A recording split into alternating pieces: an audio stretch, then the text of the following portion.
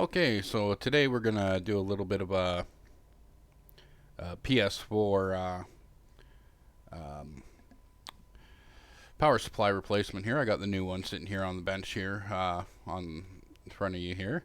I lost a bunch of footage on my old unit here on my other camera, so unfortunately we're gonna have to make do with this this time.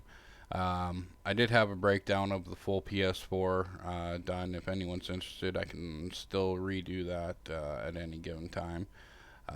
And one thing I did notice that was a major issue to me was when I had stripped it right down, took a look at the thermal paste on the unit. It was next to non-existent, and this is after just over a year of constant gameplay, I guess. So that was the first thing I did is I replaced the thermal paste on it. I did reflow the board just because I looked around, and a lot of people said, "Oh, the power supply replacement, it's not the issue, so you gotta reflow it." So I thought before I ordered a new power supply, I would reflow it, get that thermal paste all checked over, and make sure that everything was good there. So basically, on the back we have three screws to remove, and then once we get inside, we got another four screws to remove in there, and one ribbon. It is a little bit of a pain in the butt. It is pretty tight in there, so don't worry when you're pulling it upwards. It is going to be tight on the connector for the power pins. Yeah, like I said, if you are pretty hardcore into the gaming and you want to make sure your machine lasts its life and you don't have the warranty on it or anything like that, if you got the time, you're gonna do a hard drive swap and get that 500 giger out of there and pop in a 2 terabyte or something like that, so that way you actually can play a few games without having to delete another. Um, just go in. It's not that many screws compared to the PS3 or the PS3 Fat or even the PS2. I would um, definitely enjoyed working on the PS4 a lot more than I did on the previous models. And So basically, there is tabs around the whole unit, so you do got to watch how you're pulling things apart in that. But like I said, I can do a tear down, or you can just look, and I'm sure someone else has a video, but I have no problem doing one up if anyone does choose. So basically, this is a quick process from start to finish. It's a whole 8 minutes, give or take a couple seconds, uh, to do the whole process of the power supply swap. Um, and like I said, that lifting it up part should be happening here. Um, in a moment, I guess. Just remember to uh, I always lift from the left a little bit, and then get to the oh sorry, I lift from the right, and then lift from the left to pry it up. Just because of the one cable there, you just unplug it on the left there, and then when you put it back together, you always got to make sure you tuck that cable in so you don't snap the shell on top of it when you go to put it back together. And so very simple process.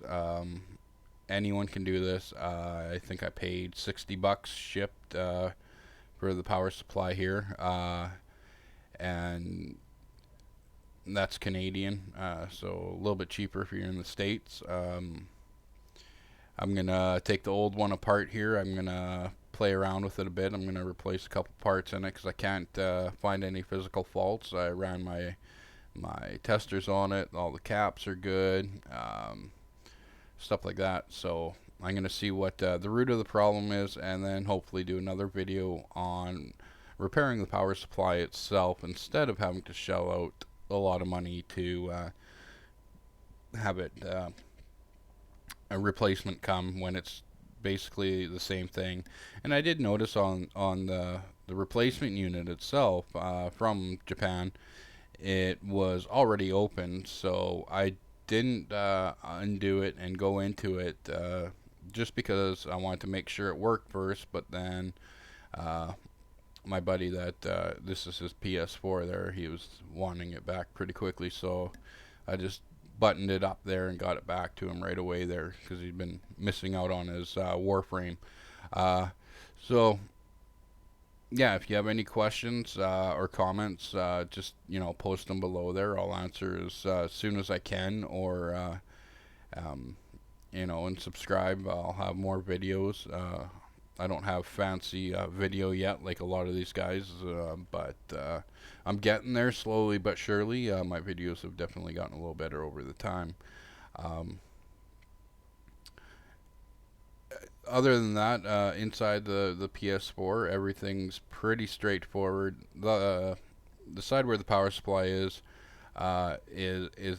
really nice to access and be able to work in, and not a pain in the butt to get to. So I was quite happy with that. Before, you would have to the PS3, you had 101 screws to get the power supply out, and hopefully that was the problem.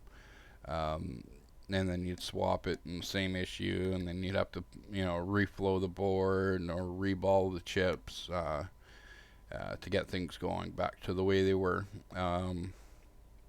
I'll have some videos eventually here on some reballing as well for the PS3, and just in general how-to, because the prices that a lot of places charge is ridiculous.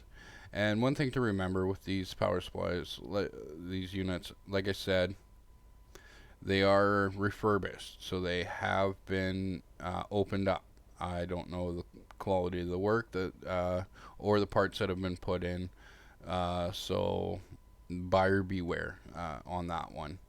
So basically, in this little bit here, we're gonna just get this back together, and we'll give it a test, and hopefully everything is all good. Like I said, I tried the reflow, redid the thermal paste. I think I used MX4 on it instead, which I absolutely love. I put that on everything.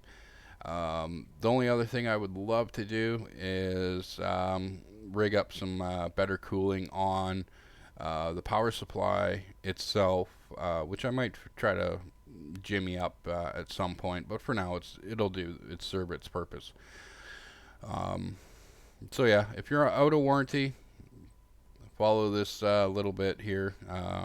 It's not hard, but remember, when you're dealing with power, things can go wrong. So be safe, and if you don't feel comfortable, get someone else to give it a shot. So here we go. Here's the PS4. We're just gonna give it a quick start up here, and be good to go. So thank you for watching. I hope you guys subscribe, and we'll see you next time. And I've said enough ands. So take care, eh?